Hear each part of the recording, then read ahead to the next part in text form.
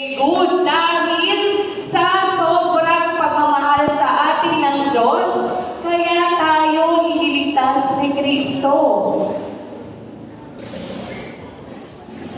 Ayan, tignan natin ang screen. Dahil mahal na mahal niya tayo, kaya kailangan niya mamatay sa krus. Ganyan kalaki ang pagmamahal sa atin ng Panginoong Jesus.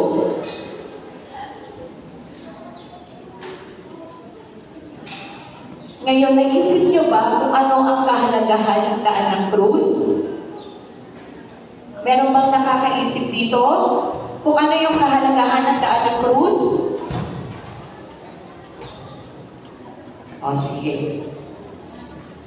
Kaya mahalaga ang daan ng krus sa pamamagitan ng activity na gagawin natin ngayon. Ibinabalik tayo sa panahon ni Jesus. Pagkatapos, sinasabayan natin si Jesus sa kanyang hirap, pag-ibig, at sakripisyo. Ulitin nga natin mga bata. Sinasabayan.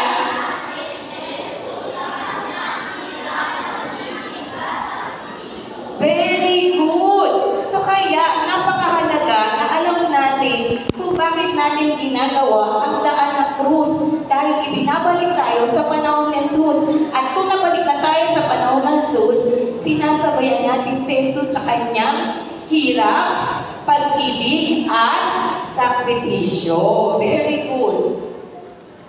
Ngayon, ano naman ang matututunan natin dito? Sa tingin nyo, dito. Sa tingin nyo, ano ang matututunan natin dito sa daan ng krus?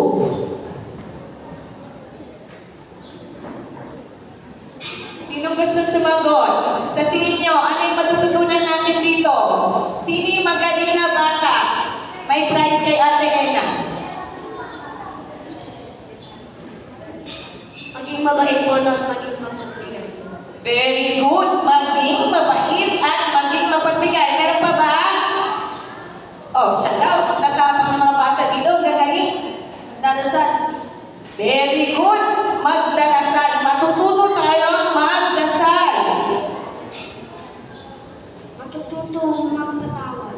Very good naman. Matututong magpatawad. Ang galing-galing ng mga bata dito sa ating parokya. O, dito naman. Matututo po magmahal. Matututo tayong magmahal. Yun ang pinaka-importante, no? Magrespeto po sa mga nakakatanda. Matututo rin tayo respeto sa mga nakakatanda. Very good. Matututo ng good manners. Matututo tayo ng good manners. Matututuan natin po na magpatawad. Very good. Matututunan natin ang magpatawad. Ang lahat ng mga sagot nyo ay tama. So, ito yun, ano? So, sa ating activity, matututunan natin ang pagmamahal at sakripisyo, pagtulong sa kapwa, pananampalataya at pagtitiwala sa Diyos. Pagtulong sa kapwa, mamaya may eksena sa daan ng krus kung saan makikita nyo si Simon na taga Cirene na tutulungan si Jesus kapag nadapa siya. Pananampalataya at pagtitiwala sa Diyos kasi mas palalalagin nito ang ating pagtitiwala sa Kanya. So ngayon, ano ang mensahe ng pag-asa sa atin sa pamamagitan ng ating activity, daan ng krus, na ang kamatayan at ang paghihirap ni Kristo, yun ay hindi ang katapusan. Sabihin nga natin ulit, ang kamatayan ni Kristo ay hindi ang katapusan ng lahat ng bagay. Kasi si Kristo, hindi na natili sa libingan. Siya ay nabuhay na maguli. Pinatunayan niya sa atin na defeat niya yung kamatayan at ang kasalanan.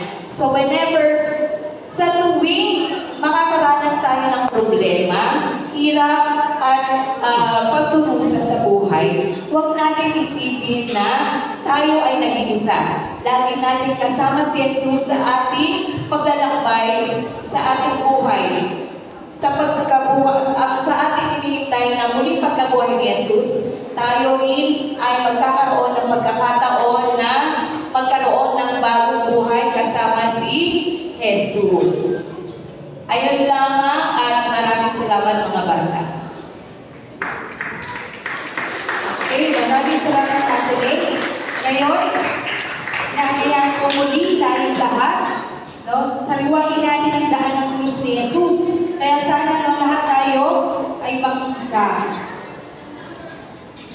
Ready na ba yung ating mga characters dyan sa likod? Sisimulan na po natin ang daan ng krus. Sabi nga po natin, ang daan ng krus ay isang paraan din natin no, na makikibahagi tayo sa mga panalangin. Tawagin natin si Ate Aileen. Tahimik na tayo.